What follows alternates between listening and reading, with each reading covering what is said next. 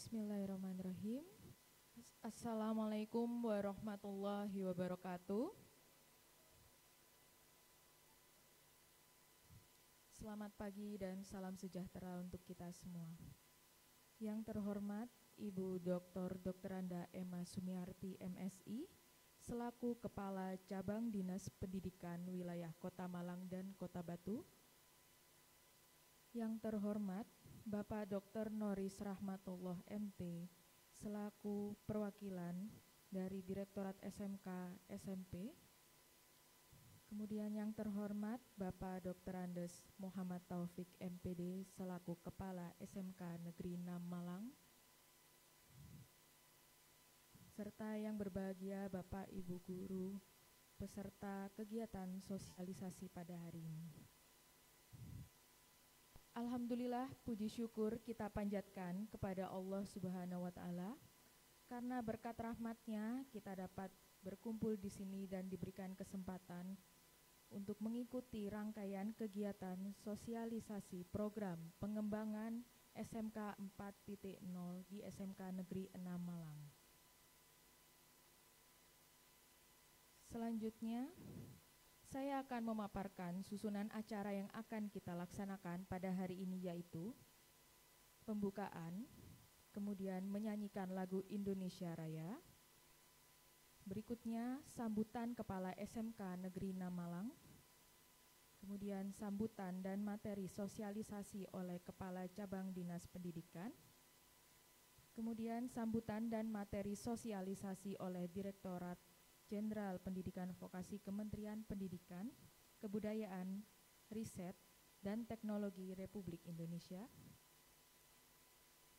Yang terakhir, sesi tanya jawab serta penutup.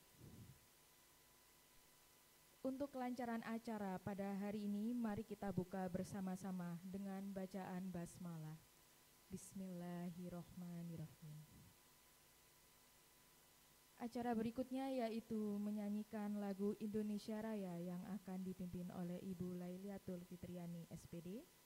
Kepada beliau disilahkan berdiri.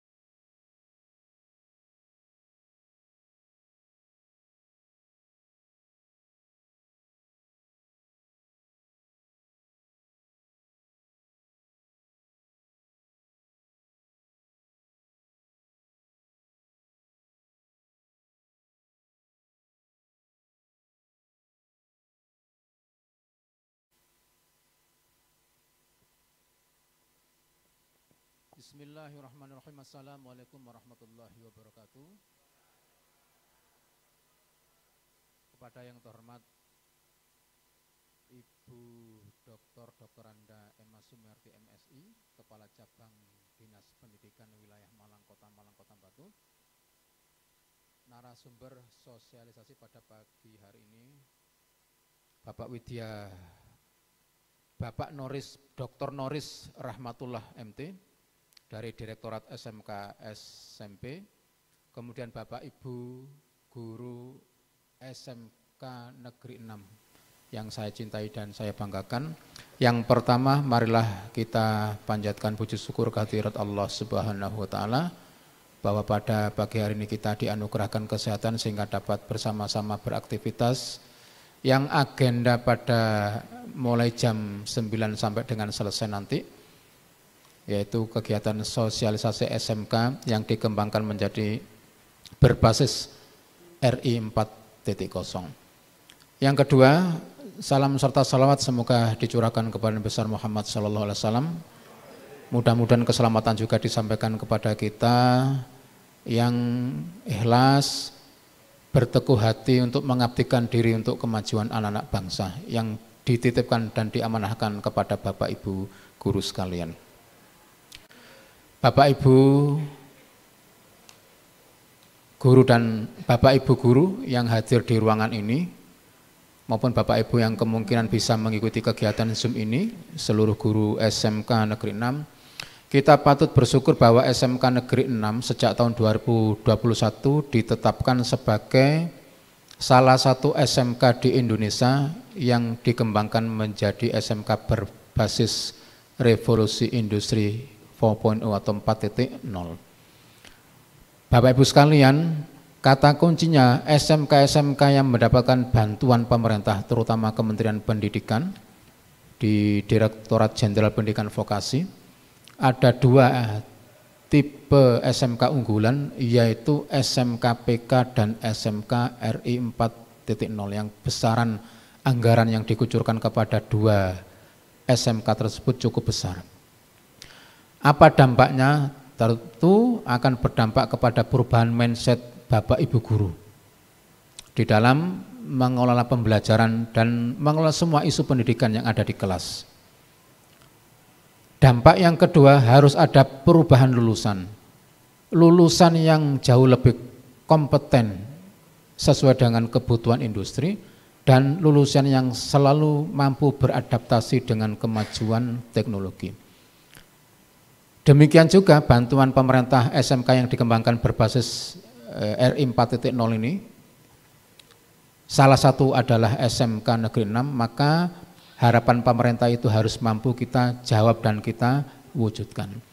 Bapak Ibu sekalian, tentu telah banyak menerima sosialisasi sejak bantuan ini digulirkan tahun 2021 dan sosialisasi ini adalah sosialisasi program yang terakhir di bulan Desember tahun 2022 dan semua kegiatan itu kita laporkan kepada pemberi bantuan.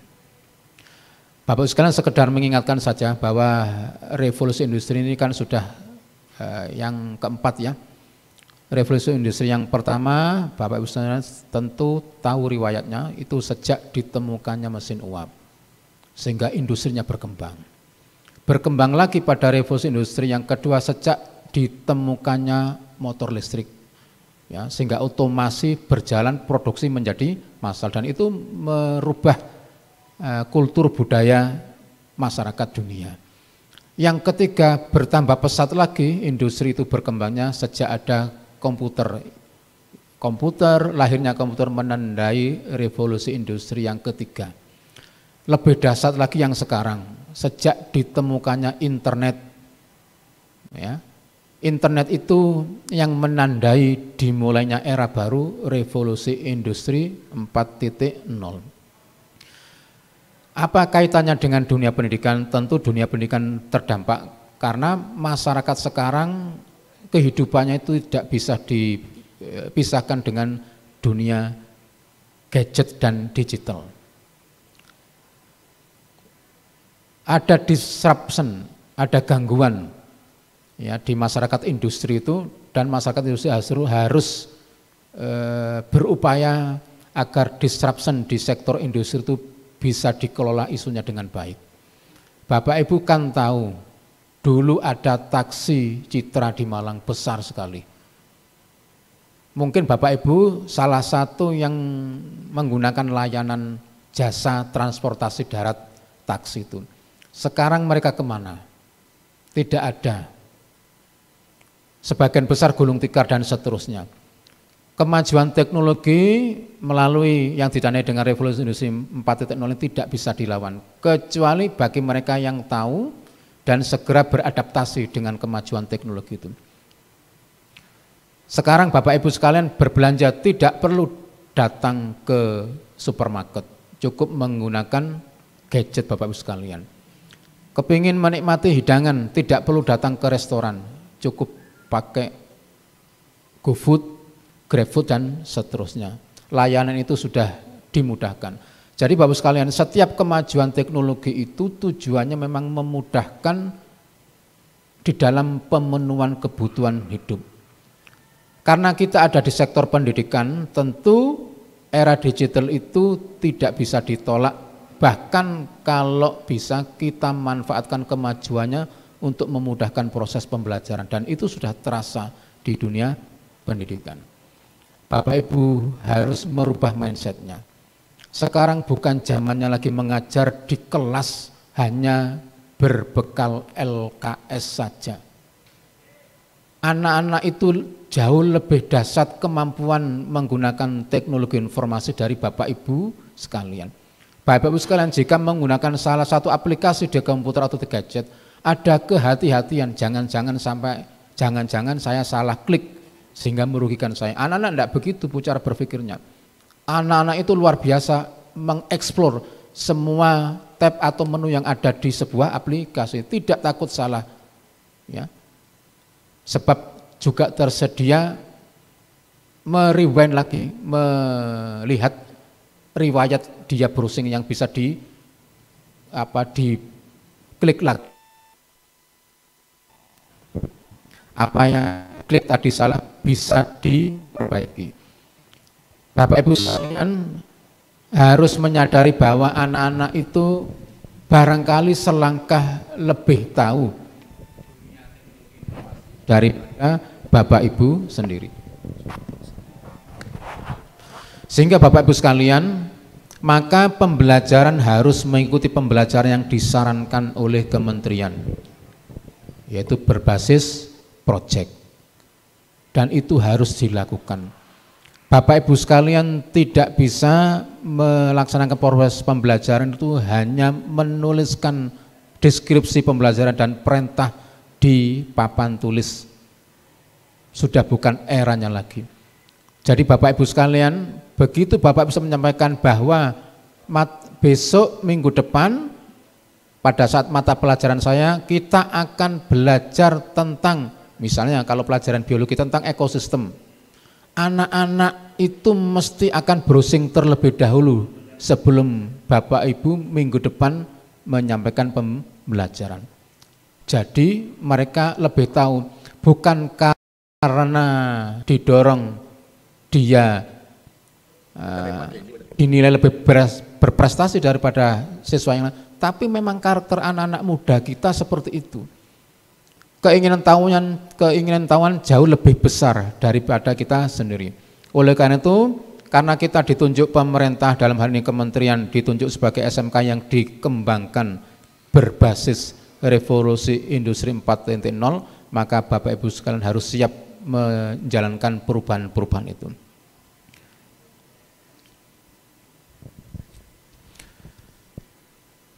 Kata kuncinya Bapak Ibu sekalian yang seperti saya uraikan tadi adalah peningkatan kompetensi lulusan sesuai dengan kebutuhan industri. Kemudian yang kedua, lulusan kita harus mampu beradaptasi dengan kemajuan teknologi yang ada di industri. Didukung, yang paling penting didukung oleh guru-guru yang memiliki mindset maju berkelanjutan seperti slogannya SMK 6 Aksata itu. Itu saja Bapak Ibu sekalian yang bisa sampaikan sebagai pengantar. Mudah-mudahan Bapak Ibu sekalian bisa mendengarkan arahan, motivasi dari Bu Emma Sumiarti selaku Kacabdin dan mendengar semua penjelasan dari narasumber kita Bapak Dr. Noris Rahmatullah MT. Itu yang bisa saya sampaikan. Selamat mengikuti sosialisasi pada pagi hari ini. Selamat bertugas. Wassalamualaikum warahmatullahi wabarakatuh.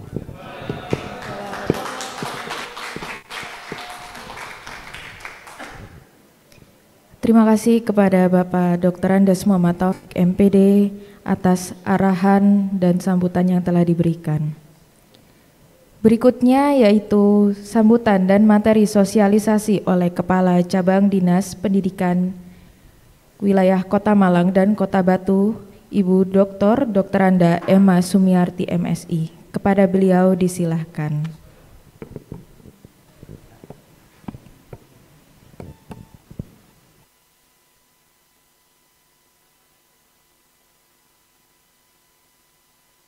Waalaikumsalam warahmatullahi wabarakatuh.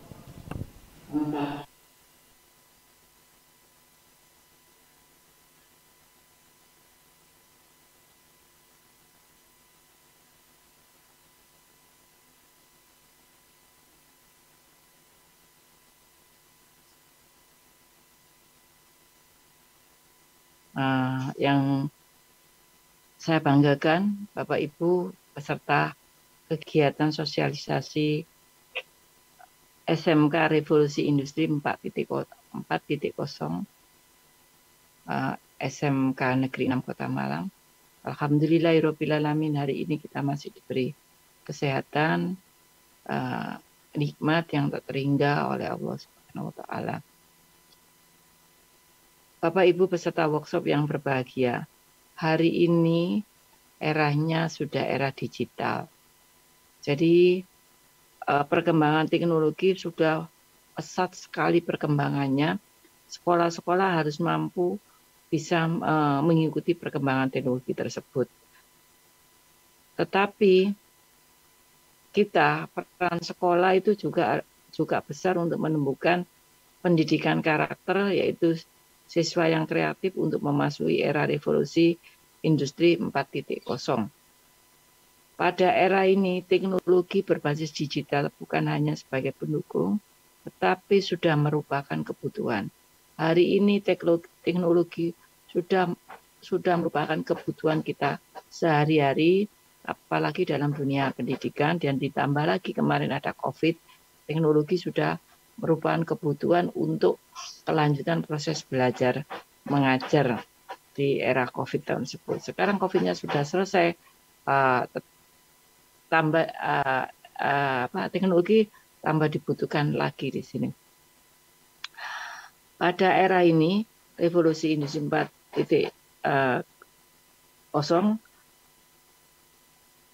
pendidikan harus berciri khas pemanfaatan teknologi digital dalam proses pembelajaran yang dikenal dengan sistem cyber dan mampu membuat proses pembelajaran berlangsung secara kontinu tanpa batas ruang dan waktu. Bapak Ibu, jadi teknologi itu sudah tidak mengenal lagi batas ruang dan waktu. Seperti hari ini saya harusnya ada keperluan ke Kenengali, Dinas Pendidikan Provinsi, tetapi kemarin diberitahu Pak Taufik harus memberikan semacam pencerahan di kegiatan ini. Saya bisa ketemu Bapak Ibu sekalian, bisa melihat Bapak Ibu sekalian dalam kondisi sehat. Setelah ini saya akan ke Kenengali, tetapi saya bisa tetap mengikuti kegiatan ini tanpa meninggalkan tanpa harus meninggalkan kegiatan ini. Melalui HP kita bisa mengikuti kegiatan ini. Jadi kita hari ini sudah tidak mengenal batas ruang dan waktu. Semuanya akan menjadi dekat, yaitu yang jauh akan menjadi dekat, tetapi ada yang dekat menjadi jauh. Ketika Bapak Ibu mengajar di kelas, kadang-kadang anak-anak sudah akan mencari materi melalui HP-nya atau laptopnya keluar. Berarti yang jauh menjadi dekat, yang dekat menjadi jauh. Gurunya akan ditinggal, bukan ditinggal apa, mereka siswanya akan asik sekali mencari materi browsing ke seluruh dunia melalui digital, melalui laptop dengan sangat cepat dan sangat canggih sekali. Bapak Ibu yang saya banggakan, SMK Negeri 6 ini sudah 2 tahun, saya dengar tadi dari Pak Taufik penjelasannya. Saya kira sudah tahun ketiga, tetapi baru tahun kedua ditunjuk untuk menjadi SMK Revolusi Industri 4.0. Kalau biasanya istilah saya SMK RI 4.0. Nah, di sini guru-gurunya juga harus dituntut untuk mengikuti perkembangan tersebut, dan di sini levelnya SMK RI 4.0 itu hampir sama dengan SMK BK. Jadi dituntut gurunya harus kreatif, inovasi untuk mengikuti ini. Dan saya ucapkan terima kasih kepada Direktorat Jenderal Pendidikan Vokasi Kementerian Pendidikan Kebudayaan, Riset dan Teknologi telah mempercayai SMK Negeri 6 Kota Malang ditunjuk sebagai sekolah berbasis revolusi industri 4.0. Alhamdulillah sudah tahun kedua. Pada tahun ini 2022 SMK Negeri 6 ini tahapan lanjutan, yaitu sektornya yang sektor elektronika, subsektor rekayasa perangkat lunak. Jadi yang diambil dari perangkat lunak, harapan kita nanti ini sudah akhir tahun ada hasil karya dari SMK Negeri 6 yang bisa kita pamerkan dari penunjukan sekolah ini sebagai sekolah SMK RI 4.0.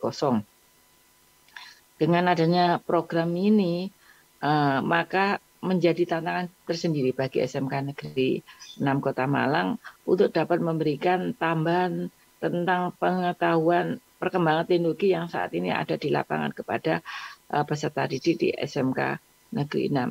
Nah, guru-gurunya juga seperti tadi Pak Taufik sampaikan, gurunya jangan sampai ketinggalan dengan siswanya. Siswanya sudah browsing tiap hari materi, gurunya tidak. Gurunya hanya ya sudah dikasih materi secara manual, Bapak Ibu.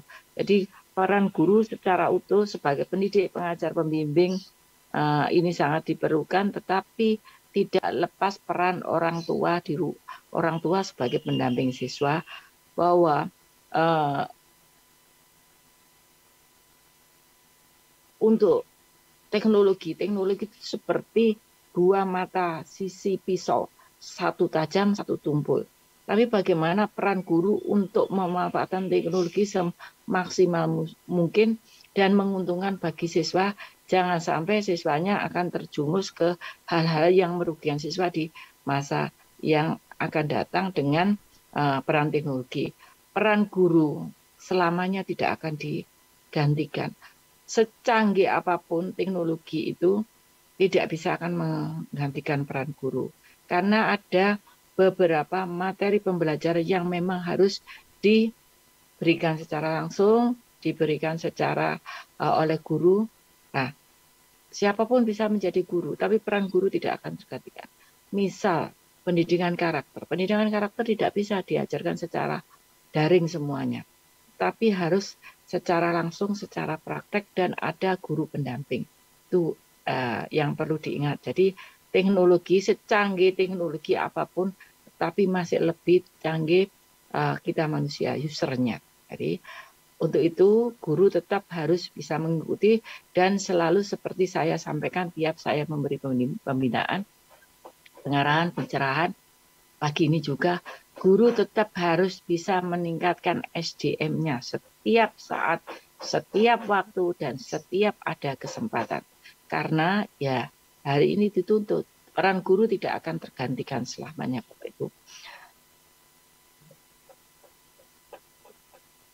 Dan di sini juga orang tua harus ada perannya di pendampingan selama ketika sudah lepas dari proses pembelajaran, yaitu biasanya kita kalau di Malang itu peran sekolah itu jam 7 sampai jam 15 itu peran guru kita, guru dinas pendidikan, dan pengawas sekolah, tetapi kalau setelah itu ya orang tua, tetapi tetap kita juga harus selalu komunikasi dengan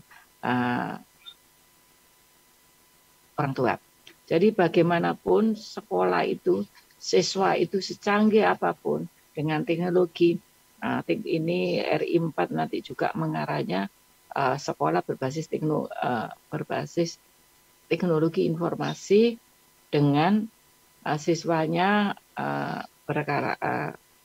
pelajar Pancasila, tapi tetap harus kita memberikan tambahan karakter yang baik terhadap siswa.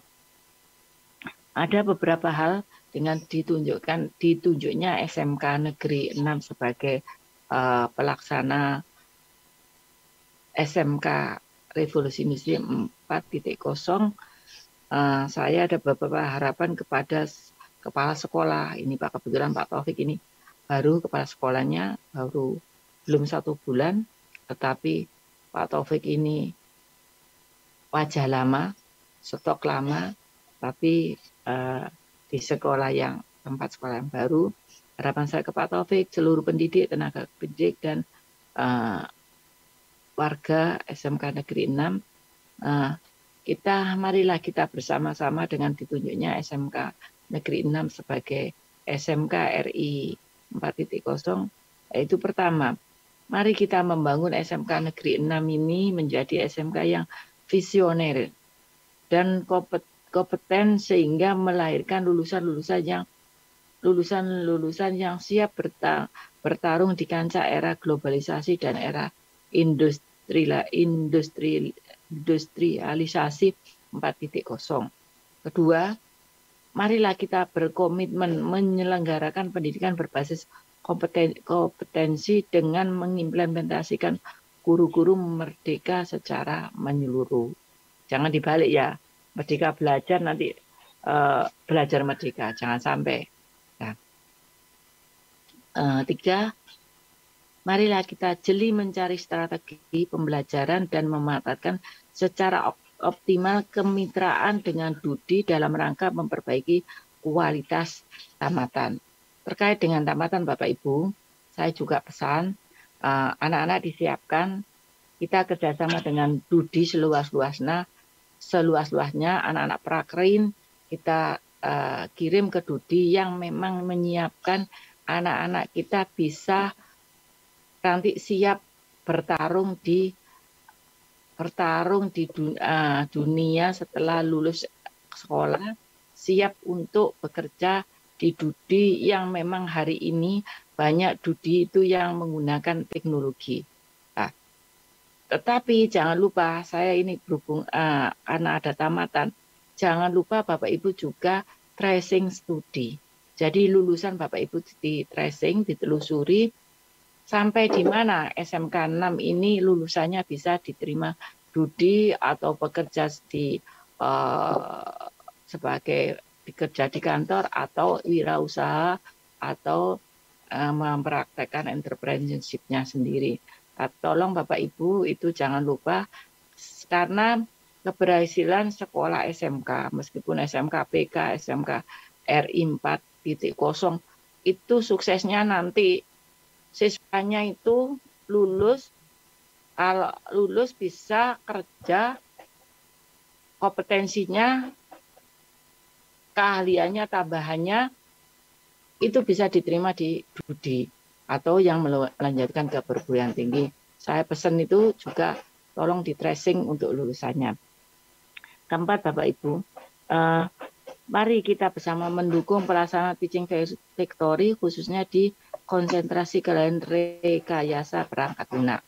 Jadi nanti kita harapkan di sana teaching factory-nya pada keahlian rekayasa perangkat lunak ini sangat luas dan hari ini sangat dibutuhkan. Nanti saya harapkan ada produk yang bisa ditunjukkan untuk dipamerkan ketika kita ada kegiatan. Jadi ada kebanggaan daripada SMK 6. SMK 6 ini termasuk SMK terbesar di Kota Malang. Tapi harapan kita jangan hanya siswanya saja yang banyak, tetapi kompetensinya siswanya juga harus bagus. Jadi sama-sama Apalagi sekarang sudah bahasa saya ini sekarang SMK 6 itu sudah tidak di tepi lagi, apalagi ada jalan tol, itu sudah lebih dekat ke Surabaya daripada ke cabang dinas. Sama-sama 45 menitnya, seperti kemarin saya sampaikan, ke cabang dinas 45 menit, ke Surabaya 45 menit. Harapan kita dengan perumpamaan itu, SMK 6 semakin cepat, semakin terbuka, semakin bagus aksesnya ke Dudi untuk persiapan anak-anak kita lulusannya mempunyai kompetensi dan keahlian yang memang sesuai dengan pasar global hari ini, tenaga kerja. Saya kira itu Bapak Ibu dari saya mohon maaf. Nanti setelah ini saya mohon izin mungkin nanti jam 10 karena saya harus ke Nenggali untuk koordinasi terkait pendidikan di Kota Malang. Pak Nuri, saya mohon maaf nanti tidak bisa sampai selesai. Pak Taufik juga mohon maaf. Semoga sukses selalu selalu SMK Negeri 6 maju bersama-sama dengan kepala sekolah baru. Harapan saya lebih kencang lagi larinya SMK Negeri 6. Terima kasih, kalau ada kurangnya saya mohon maaf atas perhatiannya. Saya ucapkan terima kasih. Wassalamualaikum warahmatullahi wabarakatuh.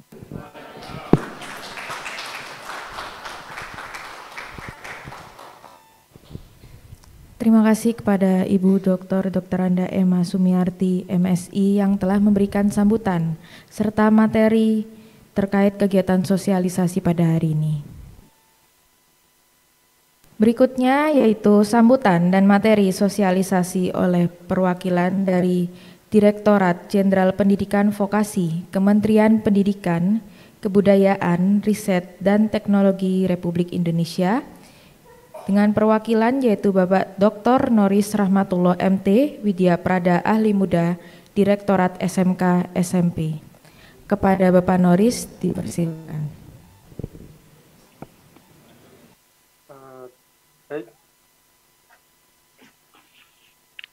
Halo, tes.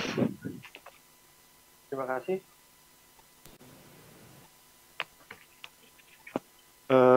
Terima kasih pada Ibu MC yang terhormat Ibu Kepala Cabang Dinas, yang saya hormati Bapak Kepala Sekolah, serta peserta guru-guru dan undangan terkait sosialisasi SMK berbasis Revolusi Industri 4.0. Mohon izin, saya boleh share screen, saya masih belum bisa share screen. Sebelumnya perkenalkan, nama saya Noris Rahmatullah, saya adalah Widya Prada Ahli Muda di Direktorat SMK, dan juga sekaligus akan bertugas juga di Direktorat Sekolah Menengah Pertama atau SMP. Masih belum bisa Bapak yang share screen?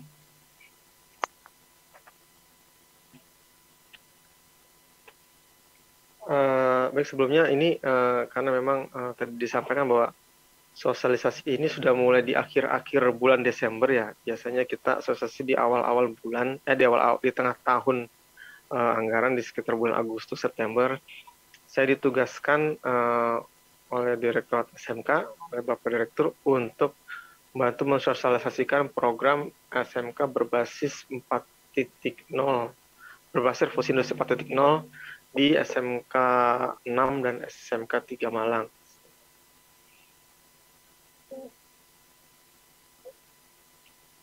Oke, tadi dari sempat disebutkan oleh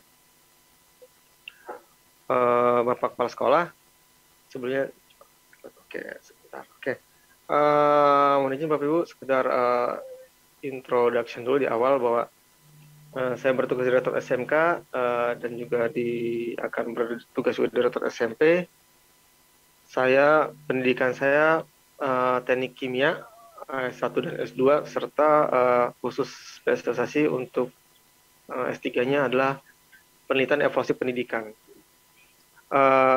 Saya berasal dari bidang peserta didik. Kalau Bapak Ibu yang sudah lama berkoordinasi atau berdiskusi dengan Direktur SMK pada tahun ini, Direktur SMK terdiri dari beberapa bidang, ada bidang tata kelola, program evaluasi, serta didik, SDM vokasi, dan penilaian. Nah, kalau saya dari bidang peserta didik, tugas utama bidang peserta didik adalah kita menyusun norma prosedur dan kebijakan terkait pengembangan peserta didik.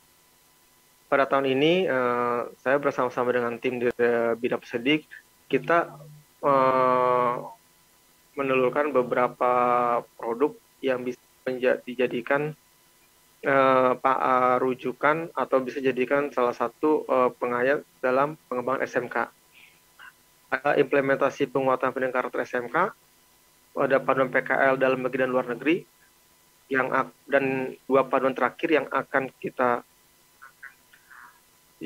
kita terbitkan itu terkait panduan PKL dalam implementasi kurikulum merdeka serta panduan pengembangan bakat minat peserta didik SMK pada ekstrakurikuler. Nah, ini sedikit cerita Bapak Ibu. Panduan PKL ini ada 3. Sebenarnya untuk yang panduan PKL dalam negeri dan luar negeri itu dikhususkan untuk bagi sekolah-sekolah yang masih menggunakan kurikulum 2013 atau K13. Sedangkan bagi SMK PK dan SMK yang mendaftar sebagai implementasi kurikulum merdeka, itu bisa menggunakan panduan PKL dalam implementasi kurikulum merdeka. Ini ada beberapa perbedaan karena terkait concern dari PKL yang berubah menjadi mata pelajaran pada kurikulum merdeka. Oke, tadi saya sangat menyimak dari pemaparan sambutan dari kepala sekolah bahwa sebenarnya ini SMK PK dan SMK 4.0 itu merupakan SMK yang lebih advance dan merupakan SMK yang ideal bagi potret SMK ideal di Indonesia. Kalau saya malah menyebutnya sebenarnya selamat untuk SMK 6 Malang dan SMK 3 Malang yang nanti akan sosialis juga, bahwa kalau saya menyebutnya bahwa SMK 4.0 itu adalah the next level of SMK PK. Jadi kalau dilihat itu sebenarnya SMK PK, kalau Bapak Ibu melihat acuannya itu masih menggunakan standar dari SMK secara umum. Jadi badan standar itu menggunakan SMK PK pakainya standar. Sedangkan SMK 4.0 sampai saat ini belum ada standarnya. Kenapa? Karena memang industri-industri atau dunia kerja yang ada di Indonesia itu masih tidak terlalu banyak yang berbasis 4.0. Sehingga kalau SMK PK itu acuannya adalah SMK yang ada secara umum, mereka masih berkutat kalau tadi disebutkan dari era revolusi 1.0 sampai 4.0, secara umum di Indonesia industri masih berada di level industri 3.0, di mana concernnya masih dalam bentuk otomatisasi. Sedangkan SMK 4.0 itu kekuatannya adalah pemanfaatan dari teknologi digitalisasi. Saya bilang pemanfaatan dari teknologi digitalisasi, kenapa? Karena memang pada industri 3.0 pun era digital sudah mulai muncul. Jadi seperti itu.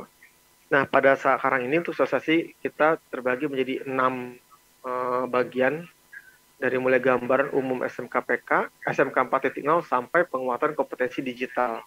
Kita akan bercerita dari awal SMK 4.0 seperti apa, hingga penguatan kompetensi digital. Baik, Bapak Ibu yang ada baik secara luring maupun daring. Nah, apa sih revolusi industri 4.0? Revolusi industri 4.0 itu dimulai diperkenalkan istilah ini pada secara umum itu pada World Economic Forum, di mana pada tahun 2016 dikenal bahwa kedepannya dengan perkembangan masifnya internet dan teknologi komunikasi dan informasi, bahwa yang dari awalnya kita tuh masih dalam bentuk manual menjadi era digital, itu akan merubah seluruh struktur tatanan kehidupan masyarakat tidak hanya di Indonesia bahkan di dunia. Nah, dalam revolusi 4.0 ini ada 9 teknologi yang menjadi dasar atau menjadi pilar-pilar dari pengembangan 4.0 yang tentunya tidak hanya di industri saja, karena industrinya akan berubah, SMK khususnya itu juga akan mengikuti perkembangan industri. Mulai dari otomatisasi robot.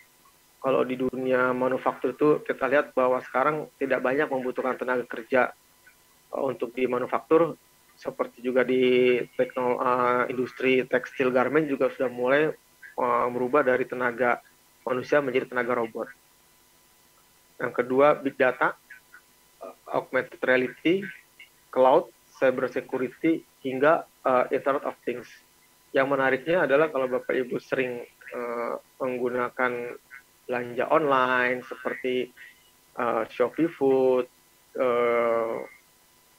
GoFood dan GrabFood, atau bahkan sekarang banyak yang sering kita berjualan melalui platform media sosial. Mungkin kalau yang anak muda kita itu sering lihatnya itu di Instagram. Kalau yang agak-agak yang generasi-generasi sebelum itu masih menggunakan Facebook, bahwa itu adalah peran serta dari Internet of Things, System Integration, serta Big Data dan Analisis. Bapak Ibu pernah merasa nggak ketika kita ngetik sesuatu di Google gitu, kita mencari misalnya contoh obat pembasmi serangga, itu akan terkoneksi dengan seluruh platform media sosial kita, dengan seluruh database pencarian kita. Nanti akan sering muncul, kalau kita cari Google obat serangga, nanti akan muncul di iklan-iklan yang ada di Instagram kita misalnya, bahwa berbagai macam rekomendasi tentang obat serangga. Itu hasil dari big data analysis. Lalu berikutnya, kalau Bapak Ibu ingat kalau saya di Jakarta atau mungkin di kota-kota besar, awal-awal munculnya Gojek itu terasa sangat murah, sangat mudah, baik dari segi pengguna maupun dari segi drivernya. Di sana mereka banyak bonus dan segala macam. Sebenarnya apa sih keuntungan mereka? Karena kita berpikir kalau misalnya banyak bonus, kayak misal Shopfood atau GoFood, harga makanan 100.000, kenapa banyak diskon.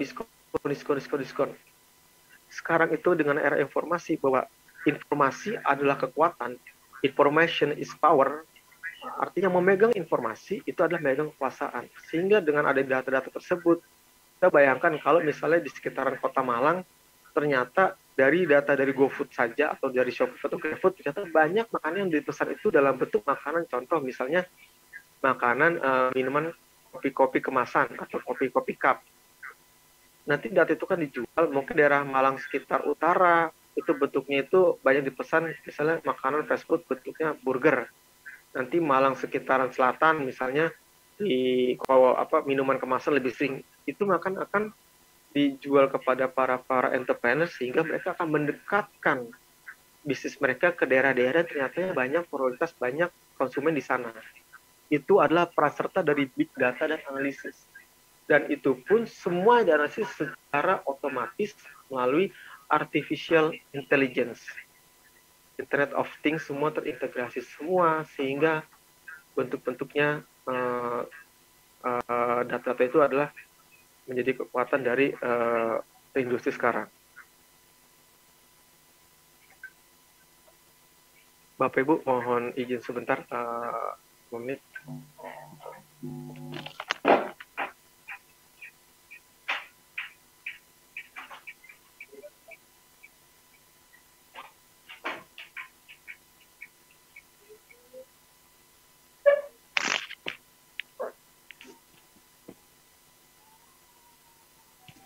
Baik Bapak Ibu, kita lanjutkan lagi.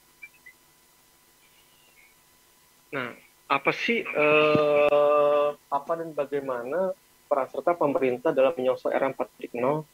Pemerintah membuat kebijakan Indonesia untuk menuju industri 4.0 yang diinisiasi di awal itu oleh Kementerian Perindustrian, karena memang industri 4.0 akan sangat dekat, pintu masuknya ada di dunia industri. Nah, Making Indonesia 4.0 itu apa sih? Making Indonesia 4.0 itu adalah sebuah strategi roadmap tentang strategi-strategi apa saja yang dirancang oleh pemerintah kita dalam rangka menyambut era 4.0 ini, sehingga dengan target pada tahun 2030 Indonesia masuk menjadi negara peringkat 10 besar kekuatan ekonomi di dunia. Sekarang sudah tahun 2002, berarti kita masih ada waktu untuk selama 8 tahun lagi untuk merealisasikan hal tersebut. Bagaimana caranya? Bagaimana strateginya? Kita lihat. dari Badan Perencanaan Pembangunan Nasional atau Bappenas bahwa disusunlah 10 strategi nasional untuk making Indonesia 4.0.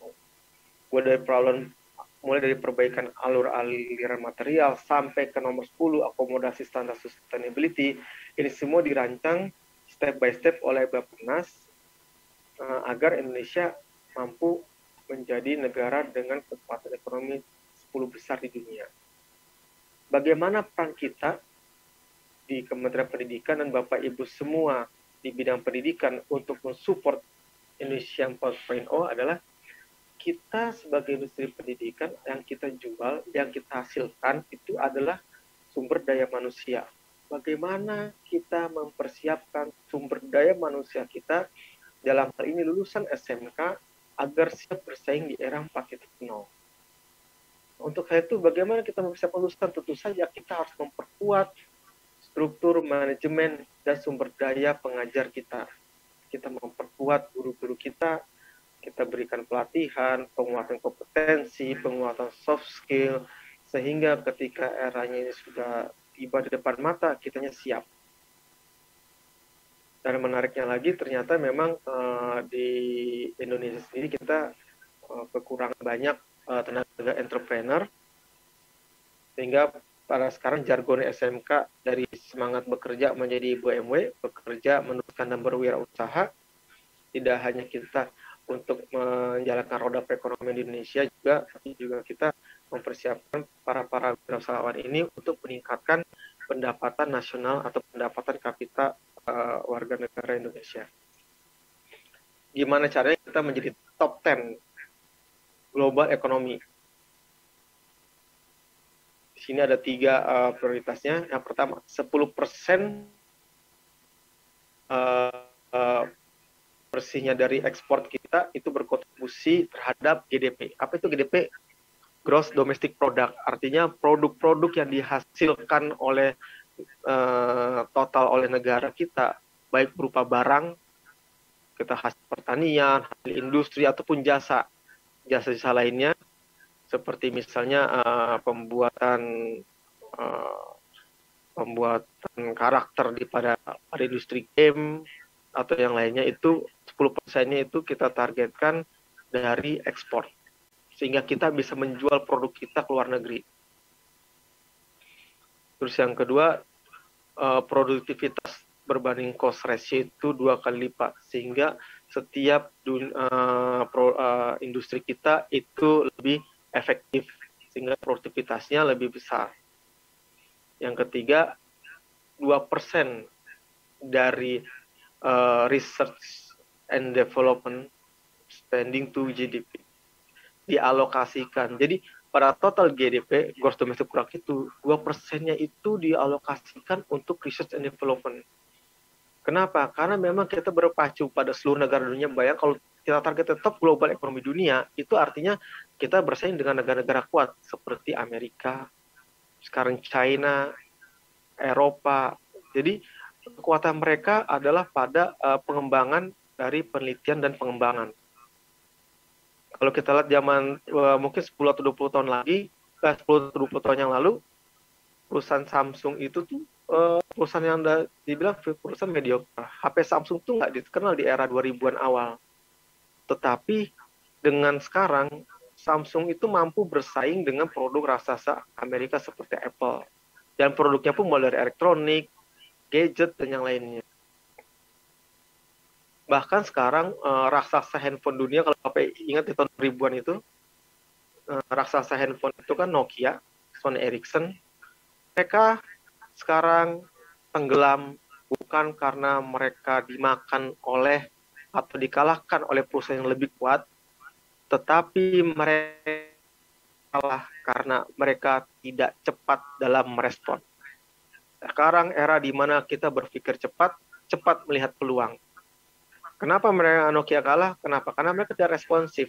Mereka menolak sistem aplikasi berbasis Android. Mereka fokus masih di sistem yang Symbian, sehingga diambil oleh pabrikan handphone lain. Sekarang terkenal adalah cuma 2 sistem operasi di handphone, yaitu Android dan Apple. Jadi Bapak Ibu pengembang SMK 4.0 harus lebih 2 kali lebih cepat berpikir, 2 kali lebih inovatif, 2 kali lebih keras dalam bekerja dibandingkan SMK-SMK lain.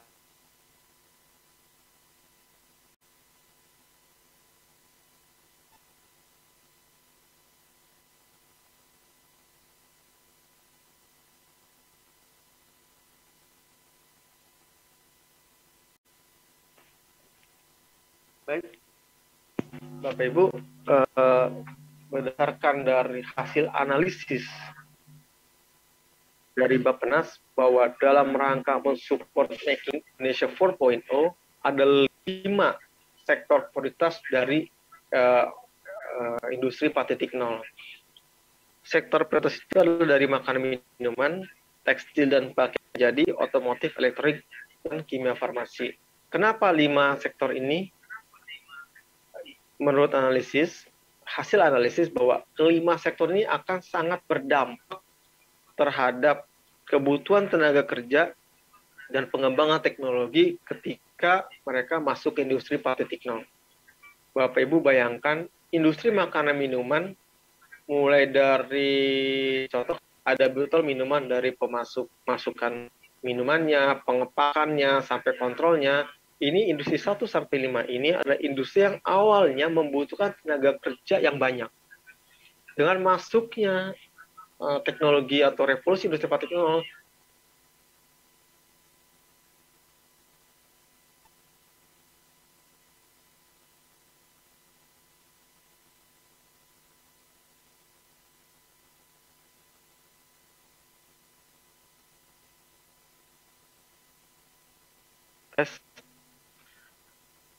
halo. Ya, Bapak Ibu, mohon maaf, saya menggunakan 2 device, jadi yang satu suka terpental. Kita lanjut lagi, industri makanan minuman sampai kimia dan farmasi, industri yang sekarang udah mulai tergantikan dengan teknologi robot dan akan digantikan dengan teknologi otomatisasi dan teknologi 4.0. Kalau sekarang industri makanan, minuman, tekstil, otomotif itu sampai kimia farmasi itu masih diawasi oleh pekerja yang ada di lokasi tempat produksi berlangsung. Kedepannya industri ini juga akan udah lebih sedikit lagi membutuhkan tenaga kerja. Bayangkan dengan otomatisasi saja pegawai yang dibutuhkan atau karyawan dibutuhkan pada 5 sektor industri ini itu sudah berkurang. Bayangkan nanti ketika semua otomatisasi dan sistem IT-nya sudah berjalan dengan sangat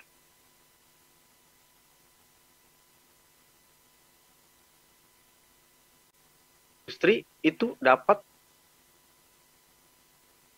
kontrol, dapat diremote dari daerah manapun, bahkan dari negara manapun. Tes.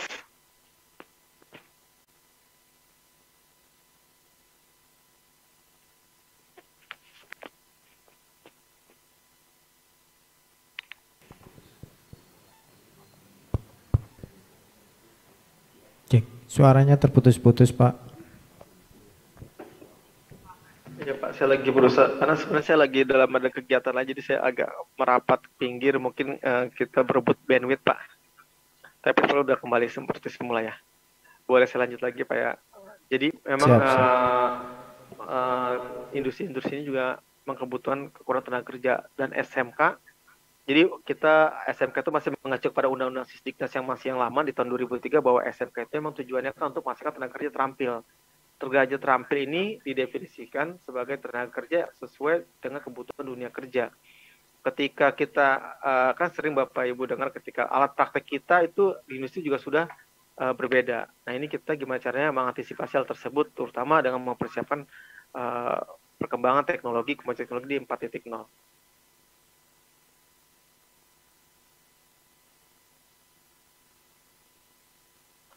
Oke, sektor industri makanan minuman. Kita bagaimana sih strateginya, targetnya kita membangun industri food and beverage powerhouse di ASEAN. Artinya kita punya industri yang makanan minuman yang sangat kuat. Karena apapun teknologi yang maju, utama manusia adalah kebutuhan utama adalah makan dan minum.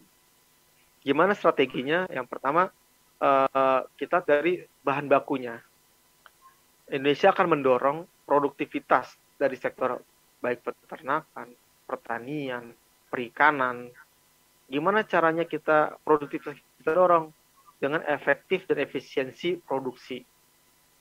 Gimana efektif dan efisien dengan pemanfaatan teknologi, terutama teknologi 4.0.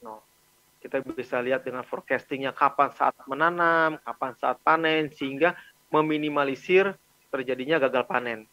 Di industri peternakan, dengan pengembangan teknologi kita bisa lihat vitamin apa, terus ketika hewan ternak sakit harus diperlakukan. Pada industri perikanan, kapan waktunya kita menangkap ikan untuk yang nautika penangkap ikan, kapan kita harus menggunakan ikan tambak, kapan gimana produksi dan segala macam itu masuk ke dalam efektif dan efisiensi dari produktivitas di bahan baku.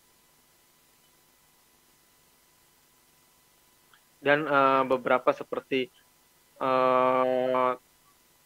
penguatan di UMKM, karena memang Indonesia tersebar di 30 provinsi dari Sabang sampai Merauke, dan rata-rata industri yang mampu sekarang ini menyerap tenaga kerja baik itulah di UMKM, sehingga memang kita harus memperkuat juga UMKM.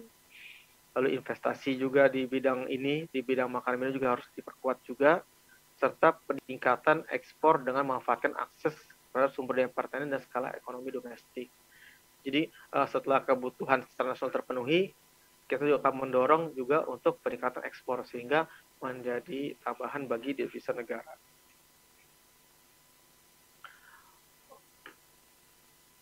Oke, yang kedua adalah tekstil pakaian jadi. Jadi kita berharap Indonesia dengan segala macam keunggulan, terutama keunggulan bahan baku di Indonesia, kita memiliki target menjadi produsen functional clothing termuka di ASEAN, Asia, dan di dunia. Sama seperti tadi sepakat minum, kita juga akan memperkuat sektor dari sektor hulu, dari produksi baik mulai dari bahan serat maupun bahan sintetis. Sehingga benar ketika kita menguasai bahan baku, otomatis kita juga bisa meningkatkan efektif dan efisiensi dari produksi dari pakaian. Kelemahan beberapa, sebenarnya banyak negara yang akan menurut saya itu iri dengan Indonesia. Kenapa? Karena segala suatu hal produk yang dihasilkan, barang jadi itu di Indonesia itu akan jauh lebih murah. Kenapa? Karena kita memiliki bahan baku. Contoh kayak pakaian, ketika kita butuh serat, baik kapas, dari serat lainnya, itu kita punya bahan baku. Kita bisa menanam pohonnya. Ataupun bahan sintetis. Mungkin dari bahan turunan dari produksi minyak bumi kita juga punya. Artinya apa? Secara negara, secara kesatuan kita tuh sudah siap. Permasalahannya kapan kita bisa maju dan kapan kita punya baik kemauan dan kemampuan untuk mengelola sumber daya alam yang sudah kita miliki. Gimana caranya? Tentu saja dengan kita penguatan terhadap sumber daya manusia. Otomotif, dan sekarang juga sudah mulai beralih era dari kendaraan-kendaraan yang berbasis bahan bakar minyak atau bahan bakar fosil menjadi kendaraan berbasis elektrik atau listrik. Ini sudah mulai banyak kita jumpai mobil listrik, motor listrik, sepeda listrik itu di kota-kota besar. Kenapa ini menjadi penting? Sedikit cerita bahwa kenapa bahan bakar listrik, kendaraan berbasis listrik itu lebih murah dan lebih efisien serta ramah lingkungan?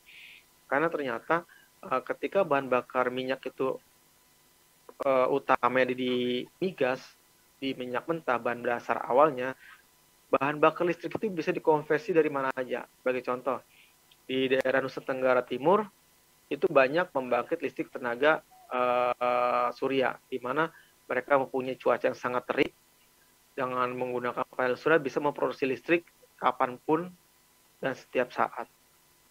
Lalu di daerah-daerah yang memiliki ombak yang besar bisa memanfaatkan pembangkit listrik tenaga ombak.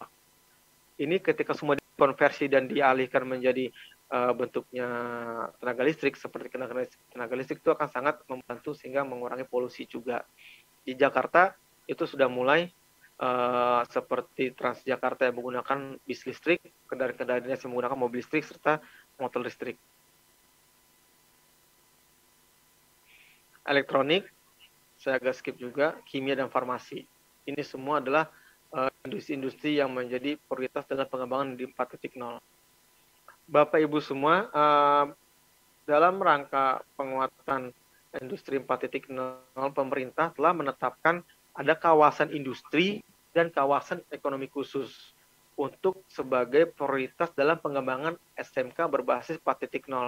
Peran SMK adalah mempersiapkan lulusan SMK-nya sehingga menjadi tenaga siap dan terampil, khususnya terampil di era 4.0 sehingga dapat berkontribusi pada industri-industri di sekitarnya.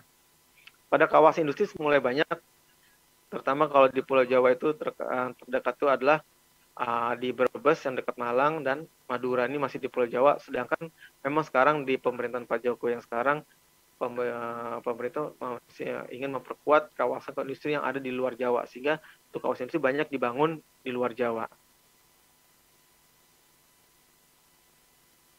Ini adalah kawasan ekonomi khusus. Nah, kalau di Malang ini lebih dekatnya kepada kawasan ekonomi khusus Singasari.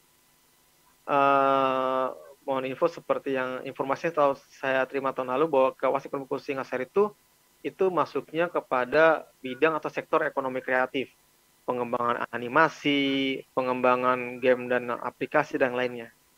Masih sama ya Pak, belum berubah ya penguatan di KEK Singasari ini. Yang kedua, nah ini bagaimana kita agar kita dapat mencetak lulusan-lulusan SMK yang siap kerja terampil dalam era 4.0. Sejak diluncurkannya implementasi kurikulum Merdeka pada bulan Februari Pak Noris, Menteri, ya. Untuk presentasinya belum bisa kami lihat, Pak. Share screen presentasinya, Pak. Belum bisa kami lihat. Iya. Kenapa ya? Mohon maaf Pak. Mungkin hilang ya. Coba saya ulang lagi.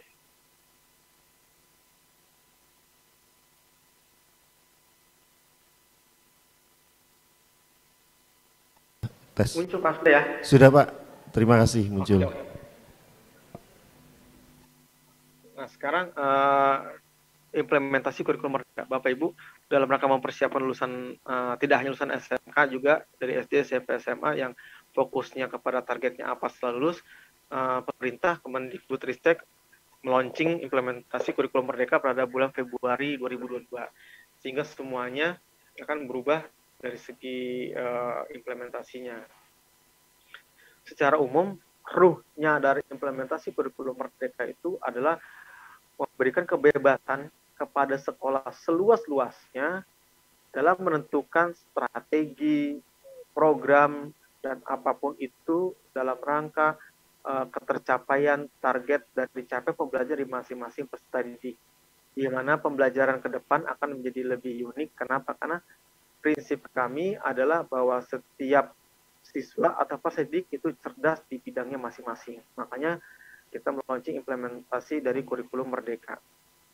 Ada berbagai macam, kita akan berusaha merubah paradigma pembelajaran, di mana bahwa ada di situasi sekarang dan nanti masa depan. Contoh misalnya dari segi belajar.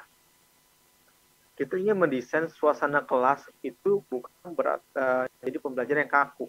Di mana caranya siswa atau peserta didik itu tidak menjadikan belajar suatu kewajiban. Sehingga yang namanya kewajiban adalah keterpaksaan.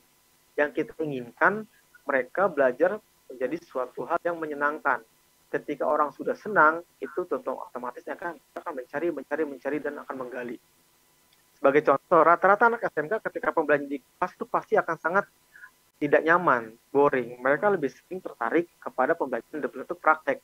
Gimana caranya tenaga pendidik atau guru mendesain suatu metode pembelajaran yang sangat cocok dengan siswanya ataupun daerah lainnya. Maka kita menamakan kurikulum Merdeka artinya materi pembelajaran strategi diserahkan kepada satuan pendidikan. Sehingga silakan sekolah berinovasi. Sehingga yang kita tentukan dari pusat itu hanya satu, hanya capaian pembelajarannya. Capaian pembelajaran secara nasional sama. Tapi dari strategi, modul ajar, bahkan untuk SMK juga diberi kebebasan memilih dunia kerjanya sehingga pembelajaran pun bisa disesuaikan dengan dunia kerja tempat mereka juga akan menjadi pegawai atau karyawan di dunia kerja tersebut. Dari segi guru, Bapak Ibu bayangkan bahwa sekarang itu bukan eranya guru sebagai sumber ilmu. Kalau tadi Ibu dari yang Kak Capri menjelaskan bahwa ketika guru hanya menyampaikan ilmu, pada era sekarang itu sudah tidak dapat diperkenankan lagi. Kenapa? Karena sumber ilmu sekarang adalah Google. Semua materi ada di internet. Artinya kalau guru hanya sebagai penyampai informasi, siswa tidak butuh guru yang seperti itu. Yang dibutuhkan adalah siswa adalah sebagai guru, sebagai fasilitator. Apa bedanya? Kalau guru sebagai pemberi ilmu, mereka hanya menghasilkan materi dalam bentuk satu arah. Sedangkan di era sekarang, apalagi era internet, materi tersedia di mana-mana, peran guru berubah dari penyampaian informasi menjadi fasilitator. Gimana caranya seorang guru memfasilitasi siswa dalam rangka kebutuhan pencapaian baik ilmu maupun kompetensi. Sehingga sekarang itu nggak lagi pembelajaran secara teori, lebih kita tekankan pelatihan guru pun juga banyak dipraktik. Dari segi pembelajaran pun kita fokusnya tidak hanya berbasis konten atau kurikulum, tapi kita berfokuskan kepada kompetensi apa yang ingin Bapak Ibu capai terhadap si peserta didik. Peserta didik itu pengennya kita punya tuh kompetensi apa sih dari peserta didik. Bapak Ibu itu butuh skill apa. Itulah basis dari pembelajarannya. Kita akan menuju ke sana. Bukan yang kaku seperti ada buku, ada kurikulum, materinya ada bab 1 sampai 10 enggak. Sekarang itu fokusnya kompetensi apa yang ingin ditanamkan, yang ingin dicapai oleh peserta didik.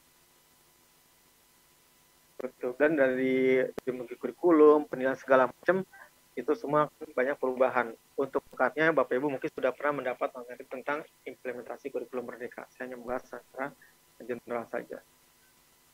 Implementasi link and match penguatan pembelajaran program SMKPK. Nah, ini yang sangat menarik. Berbeda halnya dengan jenjang pendidikan lain, baik SD, SMP, SMA, SMK itu kasus spesial. Kenapa? Karena memang Bapak Ibu jika menyadari baik negeri maupun swasta bahwa SMK yang berusaha mengembangkan itu sangat sulit. Karena peran serta dari industri atau dunia kerja itu cukup besar dalam pembelajaran di SMK. Kenapa saya bilang seperti itu? Karena SMK salah satu jenjang pendidikan dari SD sampai pendidikan dasar dan menengah yang mempersiapkan lulusannya untuk bekerja. Sedangkan jenjang pendidikan lain dipersiapkan untuk melanjutkan ke jenjang pendidikan lebih tinggi. Itu artinya apa? Kita menyusun suatu sistem pembelajaran untuk mempersiapkan siswa kita untuk bekerja. Artinya kita nyiapkan pembelajarannya, tetapi usernya, penggunanya adalah industri. Bagaimana caranya industri itu menerima produk lulusan kita yang dalam tanda kutip udah 90%, 80-100% itu sesuai dengan kebutuhan mereka. Bagaimana caranya? Hanya satu caranya. Kita bertanya, kita berdiskusi, dan kita berkoordinasi dengan dunia kerja. Sehingga muncullah di sini link and match SMK 8+I. Apa saja yang dilakukan? Mulai dari penyusunan kurikulum yang sebelumnya apa yang selama ini kita ajarkan, apa yang menjadi kebutuhan, kita rubah, kita inovasikan, kita kreasikan sesuai dengan kebutuhan yang dunia kerja. Mulai dari pembelajaran juga ada, pembelajaran berbasis proyek, praktek kerja lapangan, sertifikasi kompetensi, sehingga komitmen dari industri atau dunia kerja untuk menyerap lulusan kita. Ini semua terangkum 8+ ini harus ada di MOU. Ketika setiap kerjasama dari dunia kerja itu dimasukkan ke dalam MOU sehingga benar-benar bisa terintegrasi dan bisa dilaksanakan secara aktual. Ini beberapa contoh Bapak Ibu implementasi 8+I yang sudah dilakukan di beberapa sekolah yang kita rangkum. Masih banyak SMK kemarin sudah dengan sangat baik bekerja sama dengan dunia kerja, tapi ini kita rangkum beberapa contoh. Misal dengan SMK 1 Singosari di kelas industri PT Trakindo Utama, ada pembantuan dari PT Trakindo dalam bentuk on-job training, uji kompetensi, keahlian, standarisasi pembelajaran, beasiswa, sehingga sampai pada peralatan, pembantuan peralatan. Lalu ada juga dari kerjasama antara Bidtek Engineering dengan SMK 2 Salatiga.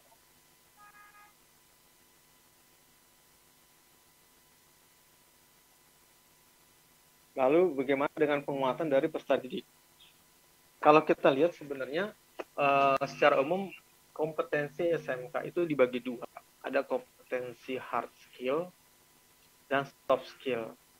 Beberapa dunia kerja menginformasikan kepada kita di SMK bahwa sebenarnya secara teknis kompetensi SMK, lulusan SMK cukup mumpuni. Yang terkadang kurang itu adalah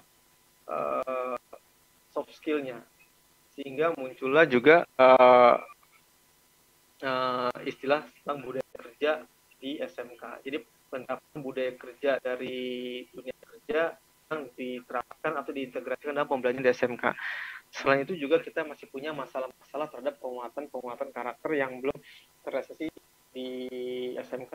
Mulai juga PR dari Kementerian Pendidikan tentang penuntasan 3 dosa besar pendidikan itu juga masih menjadi tantangan bagi kita semua. Apa yang harus dilakukan dalam pengembangan atau penguatan karakter? Yang pertama, perubahan mindset. Ini yang kadang-kadang membuat lulusan SMK jadi sulit maju. Pertama, kita mungkin juga kita juga sama seperti lulusan SMK bahwa kita terlalu nyaman berada di zona nyaman. Kita terlalu senang berada di zona nyaman, sehingga takut mengambil resiko, takut mengambil tantangan. Hingga hidup kita mungkin relatif stabil, tetapi untuk melakukan suatu lompatan besar tanpa adanya resiko, tanpa ada tantangan, itu akan sangat sulit terjadi. Terus yang kedua, kita kadang-kadang takut gagal. Sangat takut gagal. Sehingga dengan kenapa tidak berani mengambil resiko? Karena kita takut gagal. Padahal sebenarnya kegagalan itu sebenarnya bukan gagal, tapi adalah pembelajaran sampai menuju keberhasilan. Jika kita bilangnya, kenapa kamu nggak pindah? Kenapa kita tidak berubah? Saya takut gagal. Sebenarnya bukan takut gagal, kita sangat berada di zona nyaman, kita takut mencoba. Kalau mencoba, pasti tentunya kan akan tidak berhasil. Tapi dengan ada mencoba berulang-ulang, kita akan menjadi pakar, akan menjadi ahli, sehingga kita bisa mengantisipasi hal yang tidak berhasil. Dan yang paling penting adalah terkadang kita bahkan banyak dari kita juga tidak mau menerima kritik dan umpan balik. Lalu sangat iri dengan keberhasilan orang lain. Ketika ada orang berhasil, kita menjauhi. Kalau sebenarnya ketika ada orang berhasil, kita diskusi, kita ngobrol, kita dekati, kita mencari tahu gimana caranya mereka berhasil. Bahkan tidak hanya di SMK, lulusan SMK, bahkan sampai rata-rata secara umum di Indonesia itu sangat takut apa yang namanya dengan evaluasi. Kenapa? Karena pada masyarakat kita secara umum evaluasi itu hanya pada sampai batas judgment aja, penilaian. Tidak sampai kepada pemberian rekomendasi. Ini harus kita hilangkan. Bapak kepala sekolah memiliki kewajiban untuk mengevaluasi kinerja dari bawahannya. Bapak kepala sekolah dan perangkat memiliki kewajiban untuk mengevaluasi sistem pembelajarannya, bagaimana mengevaluasi lulusannya. Jadi bukan menjat bahwa Bapak Ibu guru tidak baik dalam mengajar atau kurang dalam mengajar, tapi kita mencari solusi. Bisa jadi nanti ada hal yang tidak sesuai atau mungkin hasilnya adalah penambahan pelatihan sehingga hal tersebut dilakukan untuk meningkatkan produktivitas atau kemampuan peningkatan dari lulusan SMK.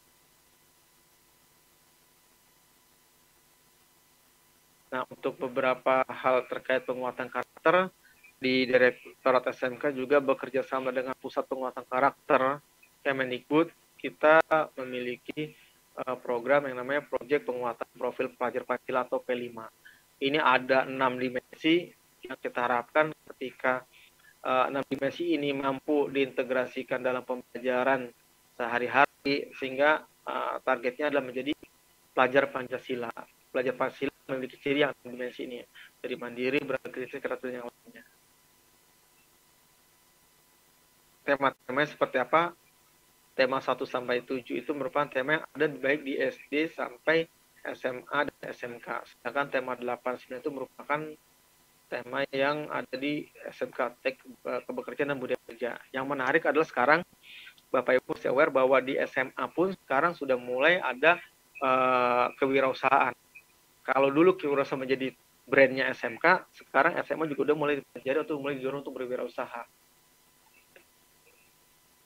Yang kelima, penguatan kelembagaan, teaching factory, dan bagi SMK negeri diharapkan secepatnya mengajukan BLUD sehingga lebih dalam pengelolaan tempo lebih efektif, efisien, lebih fleksibel, dan lebih nyaman bagi Bapak Ibu semua. Ini semua ada di panduan kita untuk terkait tentang teaching factory. Nah, peraturan pemerintah nomor 1 2000 tentang pembangunan sumber daya industri itu sudah mengisyaratkan bahwa pabrik dalam sekolah itu dalam rangka penyelenggaraan pendidikan vokasi. Sehingga SMK sangat-sangat dianjurkan untuk memiliki teaching factory. Ini BLUD, silakan Bapak Ibu bisa lihat dibaca di panduannya. Pada dasar prinsipnya adalah BLUD adalah unit kerja persatuan pendidikan perangkat daerah. Nah, keuntungannya apa? Bahwa dengan BLUD Bapak Ibu bisa mengorganisir dari sekolah Bapak Ibu sendiri. Keunggulannya apa saja? Ini tadi ada 5 keunggulan, dari peningkatan pelayanan publik, efisiensi anggaran karena pengelolaan diatur oleh sekolah sendiri, hingga dapat meningkatkan kesejahteraan guru maupun infrastruktur sekolah dengan pengelolaan BLUD oleh internal sekolah sendiri. Manfaatnya sudah skip. Dan terakhir, penguatan kompetensi digital. Ini yang menjadi inti dari SMK 4.0 adalah penguatan kompetensi digital yang harus ditanamkan oleh peserta didik SMK. Nah, ini riset dari McKinsey Company, ini merupakan suatu lembaga non-profit atau NGO dari di luar negeri bahwa mereka melakukan riset. Dalam rangka era menyongsong 4.0 ada sekitar 23 juta pekerjaan Bapak Ibu. 23 juta pekerjaan yang dapat. Ini bukan 23 juta pekerjaan artinya orang per orang, tapi 23 jenis pekerjaan. Kalau misal contoh apoteker, itu satu pekerjaan namanya. Ini ada 23 pekerjaan yang dapat digantikan oleh proses otomatisasi. Bayangkan, kalau 23 juta pekerjaan aja dapat digantikan, berapa banyak tenaga kerja yang akan hilang. Dalam tanda kutip akan menjadi pengangguran. Namun, ketika 23 juta pekerjaan yang dapat digantikan otomatis, akan muncul 27 juta sampai 46 juta lapangan pekerjaan baru. Bayangkan 27 juta hingga 46 juta lapangan pekerjaan baru yang tercipta dengan berkembang industri 4.0. Dan 10